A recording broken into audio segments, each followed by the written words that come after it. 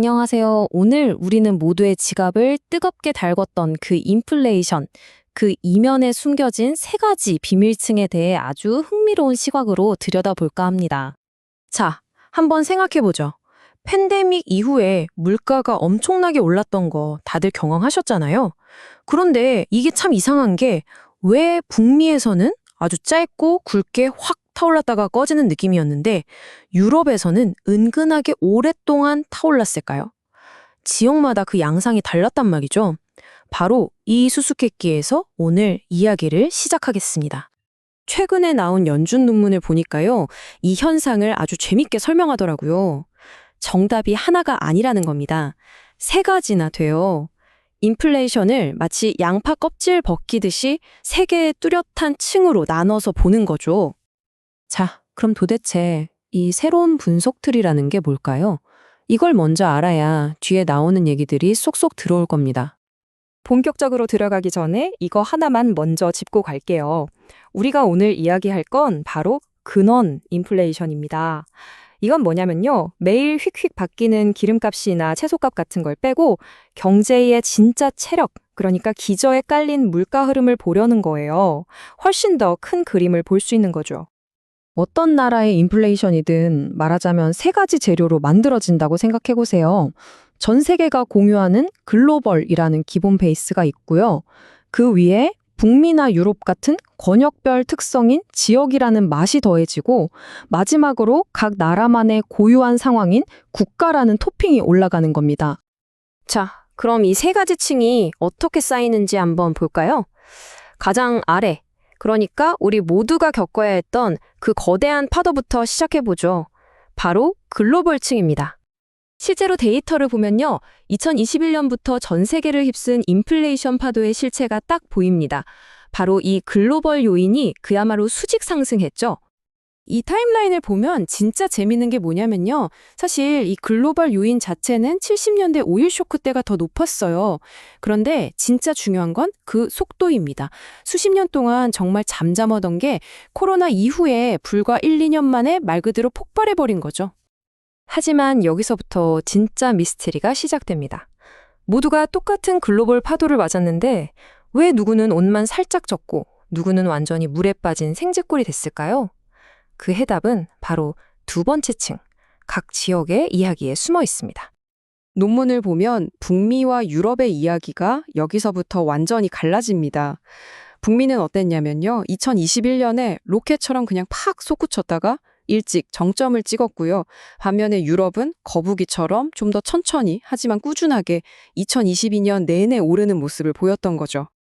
이 차트를 보시면 그 차이가 그냥 한눈에 딱 들어오죠. 북미의 지역 인플레이션 요인이 얼마나 높았는지 왼쪽 막대를 보세요. 유럽의 오른쪽 막대랑 비교하면 이건 뭐 거의 압도적이죠. 완전히 다른 세상 이야기였던 겁니다. 자, 지금까지 무엇이 일어났는지는 확인했습니다. 거대한 글로벌 파도가 있었고 지역별로 반응이 달랐다는 거요. 그럼 이제부터가 진짜입니다. 탐정이 된 것처럼 이 숫자들 뒤에 숨어 있는 왜를 한번 추적해 보겠습니다. 연구진들이 아주 명확하게 지적하는데요. 각 층의 원인이 완전히 달랐다는 겁니다. 한마디로 글로벌층은 공급 문제였고요. 북미의 지역층은 수요 쪽 문제였다는 거죠. 그러니까 핵심은 이거예요. 전 세계적인 문제는 뭐였냐? 항구가 막히고 배송이 늦어지고 이런 공급망 대란이었던 거고요. 반면에 북미만의 특수한 문제는 뭐였냐? 팬데믹 때 모아둔 저축으로 지갑은 두둑해졌지, 일자리는 넘쳐나지 이러면서 생긴 강력한 소비 열풍이었던 거죠. 논문 저자들도 이 핵심적인 발견을 아주 명쾌하게 요약합니다. 들어보시죠. 글로벌 요인은 글로벌 공급망 마찰과 연관이 있고 북미 지역 요인은 해당 지역의 노동시장 경직성과 연관이 있다. 딱 떨어지죠? 자, 근데 이런 층들을 나누어서 보는 게 그냥 뭐 학문적인 유희일까요? 절대 아니죠. 이게 우리가 경제를 보고 또 우리 삶에 영향을 미치는 정책들을 이해하는 방식을 완전히 바꿔놓습니다. 그럼 이 모든 조각들이 한 나라의 경제 안에서 실제로 어떻게 작용했는지 미국의 사례를 통해 한번 시각적으로 확인해 보겠습니다. 말하자면 인플레이션의 DNA 구성이 어떻게 확 바뀌었는지 보는 거죠. 자, 이게 팬데믹 이전, 그러니까 2019년 평상시에 미국 인플레이션 구성표입니다. 보시면 국내 요인, 그러니까 이 초록색 부분이 거의 절반을 차지하면서 가장 중요했죠. 꽤 안정적인 모습이에요. 자, 이 그림을 잘 기억해 두세요. 이제 다음 그림을 보여드릴게요. 그런데 인플레이션이 정점에 달했던 2022년을 한번 보시죠. 와, 이건 뭐 판이 완전히 뒤집혔습니다. 아까 절반을 차지하던 국내 요인 초록색 부분이 15%로 그냥 쪼그라들었고요. 대신 우리 통제 밖에 있는 글로벌 요인과 지역 요인이 합쳐서 무려 85%를 차지해버립니다. 이건 우리 경제가 얼마나 거대한 외부의 힘에 휘둘렸는지를 보여주는 정말 충격적인 데이터입니다.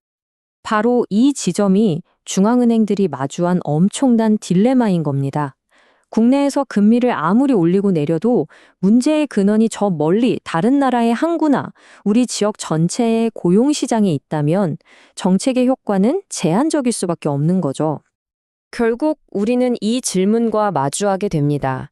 인플레이션의 뿌리는 국경을 넘나들며 전 세계적으로 뻗어 있는데 우리가 가진 정책이라는 도구는 국경 안에 갇혀 있다면 과연 우리는 이 거대하고 복잡하게 얽힌 세상에서 우리 경제의 운전대를 제대로 잡고 있다고 말할 수 있을까요?